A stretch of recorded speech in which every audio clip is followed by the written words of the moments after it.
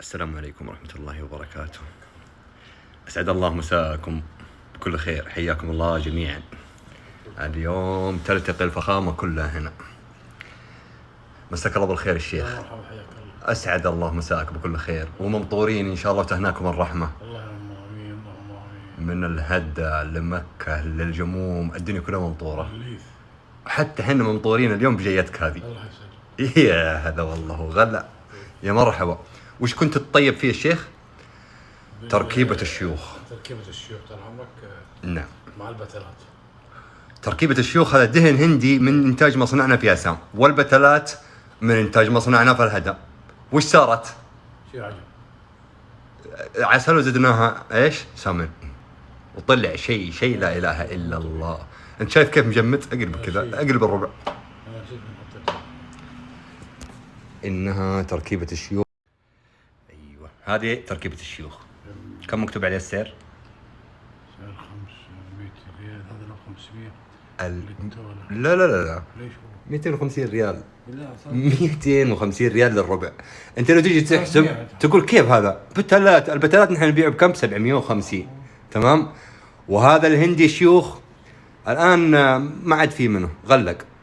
سعر ربع التولة اليوم ب 500 ريال، يعني 500 و750 لو تجي تحسب. ها لا، ما احنا خسرانين، ربحانين. انك انت الان متطيب ورايح تفوح. هذا اللي يدور راعي الطيب، صح ولا لا؟ صح. يدور ايش؟ شيء طيب. الشيء الطيب. تركيبة الشيوخ باقي منها يمكن تقريبا 5 تولات بس. 5 تولات يعني كم تجي ربع؟ 5 في 4 ب 20. 20 ربع. صح. وابو عبد الله دحين اخذ منها ربعين. خلاص. نعم. يعني بأربعة. 4 يعني باقي 16 ربع من تركيبة الشيوخ. دحين الشتاء ابو عبد الله، الشتاء ذا الحين وما عاد فيه بتلات ولا ورد صراحة، انا اعلمك. إلا السنة الجاية. لا ان شاء الله باذن الله، ان شاء الله باذن الله انه الى قبل نهاية الموسم بشهرين ب3 شهور بيكفينا ان شاء الله. باقي 200 لكن ان شاء الله باذن الله بتكفينا يا اخوان. مستخلص بتلات الورد الطائفي، الورد الطائفي النخبة الاول ترى يا اخوان. مستخلص بتلات الورد الطائفي، الورد الطائفي النخبة الاول هذا منتج يعني في السنة كم يطلع مرة واحدة بس. مرة واحدة يطلع معنا منتج عدد محدود، موسمي، ويباع ويغلق. نحن في كل سنة قبل نهاية الموسم بشهر شهرين إلى 3 شهور ما عندنا شيء. العام الماضي لأنه كان عندنا إنتاج كثير جدا إلين قبل بيع الإنتاج الجديد وغلق، لأنه حصل عندنا إنتاج كثير والله أكرمنا، وأسأل الله أن يكرمنا السنة هذه وكل سنة. طلبات أكثر. أي أنا شفتك وأنت تطيب بهذا تحط في الثوب. لا جميل. أيوة بس كذا بعدين بيدك. وتخاف إنه يبقع. لا ما يبقى. ما يبقى أبدا. هذا دهن العود مع البتلات. إذا كان إنه أبو عبد الله وهو راعي طيب ومن بيت طيب، كم لك سنة تشتغل في الطيب؟ كنا 45. شوفوا يطيب كذا فدهن العود من المرود على الثوب الشتوي على طول. طيب يعني فوق أكثر. ما بالك ببتلات الورد؟ في الشتاء تختلف، تتبل. طيب وش رايك إذا حطيتها في الفنينة في الملابس الداخلية وبعدها سويت الحركة ذي؟ يعني يعطيك فل باور. فول باور. طيب انت دحين فول باور، ها؟ نخليك فول لين باور الان. لو ان بعد هذه الحركه، بعد التطيب بمستخلص بتلات الورد الطائفي، وبعدها تطيب بايش؟ بدهن العود الفاخر مع الورد الطائفي، ها؟ وبعدها تتبخر. وش بتصير؟ فواحه متنقله، مبخره تمشي كذا.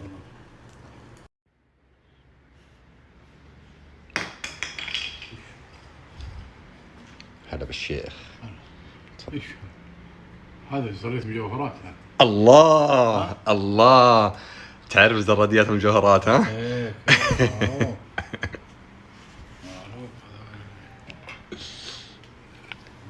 اي عطنا من هذا الطيب الزين عشان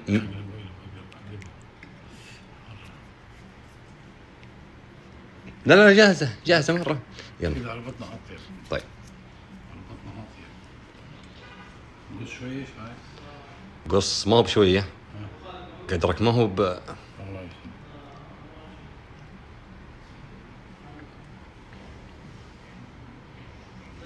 والله ما تطيب، قص زين والطيب زين ابو عبد الله. الله يسلمك.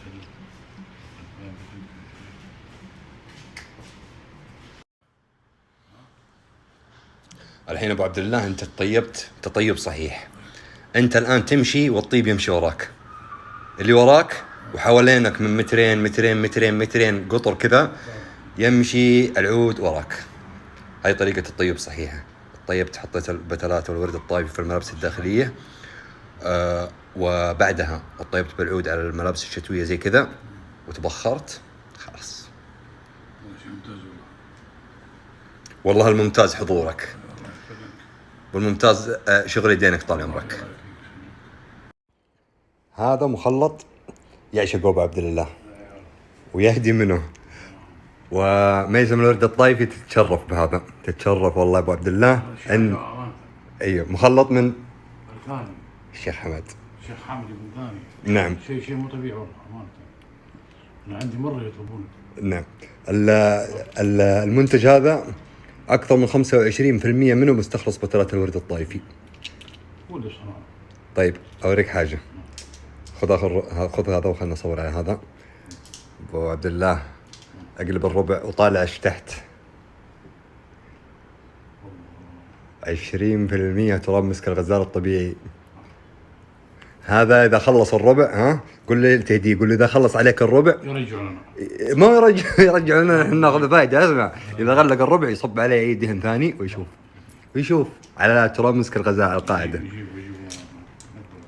تحتاج علب؟ نعطيك علب. لا يا رجال ما تجي. علب لا انت ما شعت الرجال. كذا ماشي سفري. اصلي على شغلك والله. الناس يحطون في جيبهم عشان يحطهم في جيوبهم. طيب تدري اني انا واحد من الناس هذول اللي ما اهتم بالتغليف زي ما اهتم بجودة المنتج. هو اهم شيء ولا خلاص، هو اللي بتحط في جيبك، بتحط في جيبك انت كريستال فخم، ها، ولا بتحط في جيبك اصغر ما تقدر ويكون فواح مرة منتج بطراء. ما يأثر عليك يعني ناكل ذكي وكذا. نحن الان ابو عبد الله باذن الله مستخلص بتلات الورد الطايفي، والورد الطايفي النخبة الاول انتاج السنة القادمة متى بيكون تقريبا؟ ممكن نبدا في اول رمضان. اول رمضان ان شاء الله. نحن اليوم تشرفنا انه المادة هذه كانت برعايتك، برعاية ركن من اركان ميسم الورد الطايفي. طيب اخيرا بنوجه لك كم سؤال، ولا سؤال واحد بس. شايفك والله الظاهر انك جاي من المزرعة وانك اي والله مراعي. انا استلمتك سنابات. طيب هل بيكون ان شاء الله باذن الله انتاج العام القادم افضل من انتاج العام الماضي؟ وكم تتوقع توله بينتج مصنعنا ومزرعتنا هذا العام؟ يعني تسأل أسئلة صعب الإجابة. لو جاء صقيع باي باي لندن. باي باي لندن. انا اشوف حتى الاجابه الحين انها صراحه تغيرت يعني عن باقي السنابات، وهذا ايحاء منك اننا خلاص باذن الله بننتج انتاج فاخر من الاخر، وان رزقنا الله وان جاء الصقيع وكلوا والله ما عندنا لا حق عام ماضي ولا عام قادم. ما بأيدينا ما نقدر فيه. ها هذا شو ريحة حبحب، حبحب. والله حبحب، بسم الله. والله حبحب، حبحب. والله يا حبحب. انت شم ريحة ايش؟ حبحب صح. ايش حبحب اللي هو البطيخ يسمونه جح، صح ولا لا؟ تحصلون تشربون. لا حطه بالعود. اوريك الحبحب وشو. بسم الله.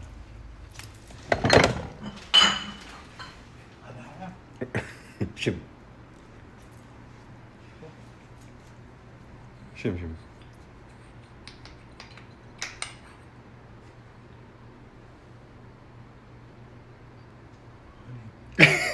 حبحب والله حبحب. هذا عطر من العطور العالمية، كريد. اي مصنع حبحب. هذا الكريد امبريال، هذا صنع صنع كذا بأمر من شخصية ملكية عالمية، ولا باعته الشركة إلا بعد وفاة هذا اللي أمرهم بتصنيعه والله. بنكهة الحبحب. صلى الله يغفر له.